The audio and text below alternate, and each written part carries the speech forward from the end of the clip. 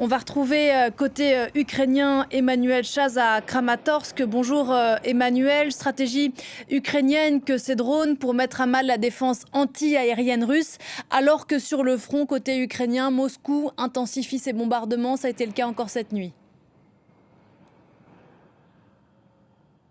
Oui, tout à fait, et pas seulement sur le front. La ville de Kharkiv, dans le nord-est du pays, a été la cible de drones la nuit dernière. Une personne a été blessée. Je rappelle que dans la journée d'hier, on a compté les morts parmi les civils à Kryvyi, dans la ville natale de Volodymyr Zelensky, où on compte au moins 6 personnes décédées, 75 blessés, dont 8 enfants, suite à la frappe d'un missile russe, un missile Iskander, contre un immeuble résidentiel à Kherson. Ce sont 4 personnes qui sont mortes, 17 personnes qui sont blessées dans une autre frappe de missile. Alors l'Ukraine répond à ces frappes avec des frappes de plus en plus osées sur le territoire russe. On l'a vu avec ces drones qui touchent la capitale russe, Moscou. On a vu également des frappes ukrainiennes sur le pont de Shona. C'est un pont qui relie la Crimée, occupée illégalement depuis 2014, à la région